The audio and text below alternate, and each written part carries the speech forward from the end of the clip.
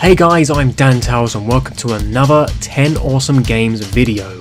In this video I'm going to be showing you 10 awesome games on the PlayStation 1 system. Okay, so let's get started. Starting things off, Crash Bandicoot. Crash is just about everyone's favourite Bandicoot. This fantastic classic for the PlayStation 1 had players at the edge of their seats with intense platforming levels and enjoyable bosses. The objective of the game is to complete each level and make it to the third and final island where you have a showdown with Dr. Neo Cortex. There are gems to collect in the game, however they are optional, but if you do collect all of them you unlock the secret ending.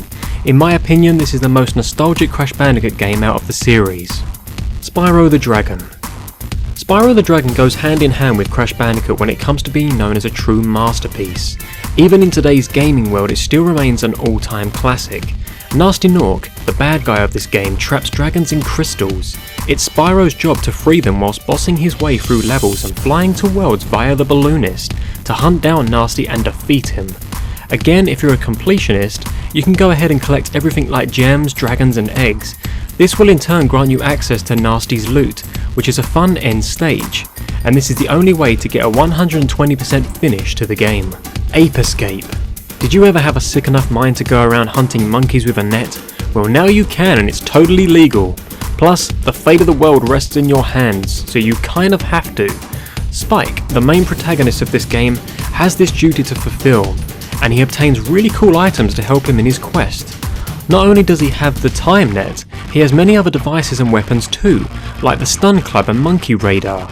Spectre, an albino monkey, accidentally gains access to an experimental helmet that gives him a high intelligence boost that he uses to free the rest of the monkeys from the park that he used to perform juggling in.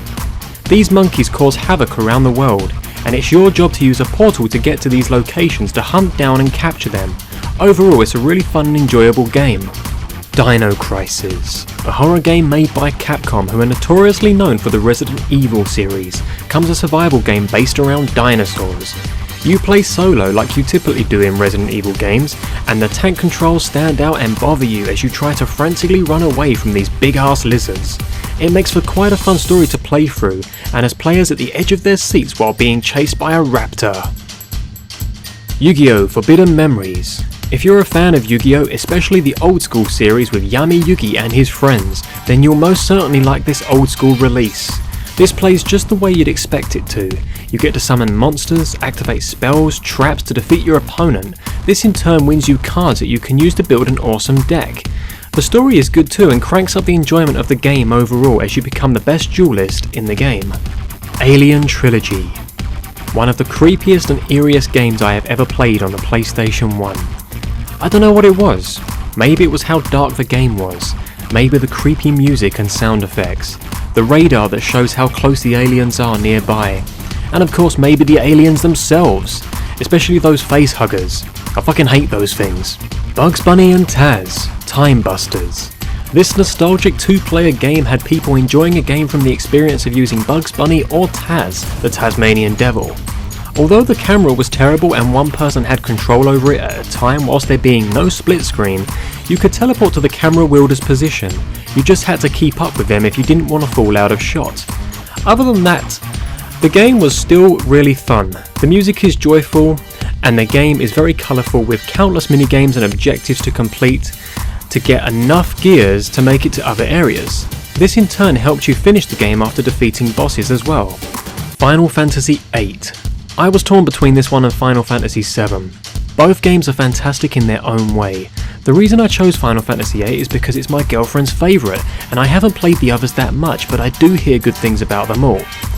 13 weeks after its release, Final Fantasy VIII earned more than $50 million from sales in the United States, making it the fastest selling Final Fantasy title at the time.